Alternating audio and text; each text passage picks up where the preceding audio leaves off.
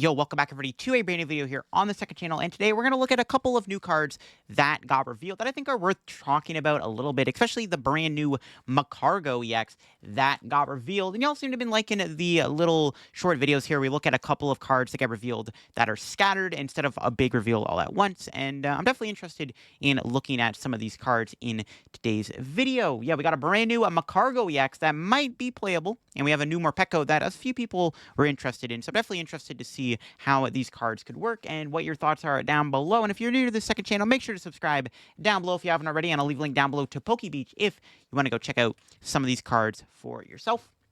All right, starting things off, we do have a brand new Morpeko. Now, these cards will be out in the Crimson Haze set, which is going to be our May set. And we got a brand new Morpeko here. Now, this card has an interesting ability, Snack Search. Once you're in turn, you can look at the top card of your deck, and then you may discard it. So you don't get to grab the card, otherwise this ability would have been pretty busted. But the idea is you are able to look at the top card of your deck. Now, there are some niche situations where this could come up. Mainly just being able to get a free discard on the top of your deck could be good. This could be good in something like Roaring Moon, where you want to discard a Dark Energy.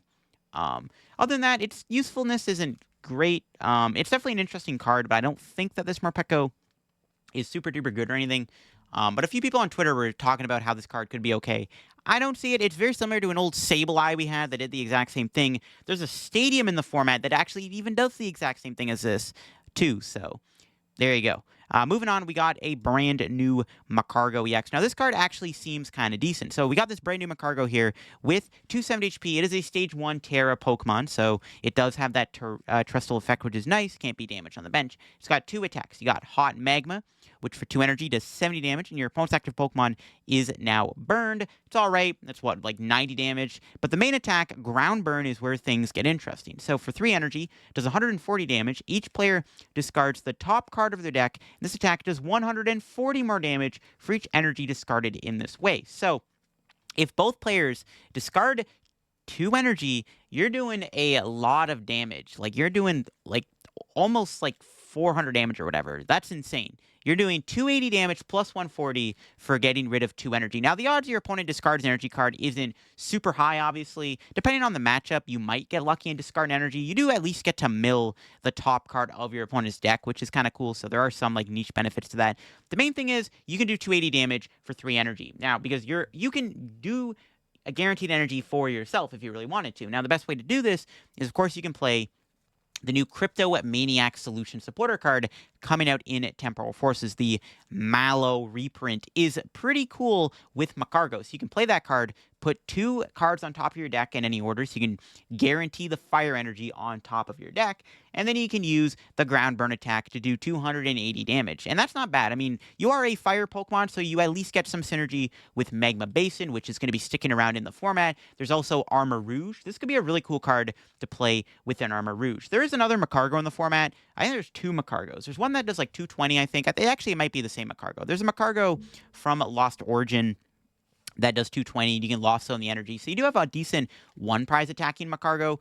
Now, the big thing with this is some people are talking about a Magcargo reprint from Celestial Storm. So there was an old Magcargo with Smooth Over, which I think was a reprint of another Magcargo. So they could bring back another Magcargo from an old era that they could reprint twice now. So maybe that'll come back. The Magcargo Smooth Over ability lets you put any card on top of your deck in any order. So you can basically search your deck for a card, put it on top of your deck, and then you could guarantee the fire. There would be some cool synergy between the two there. But yeah, let me know what you think of this Magcargo down below. It's actually got a little bit of talk on Twitter. People were saying that it's actually not a terrible card. And like I said, there are ways to play. There's also Team Star Grunt you can play. Team Star Grunt puts a energy from your opponent's Pokemon, I think the active, back on top of their deck. So you can play Team Star Grunt to guarantee that your opponent has an energy on top of your deck. And then you just have to figure out how to get an energy on your top deck also to do that max damage Ground Burn. Because then you can one-shot big EXs like the Charizard EX. But 280 damage isn't bad. This could be a good card to play within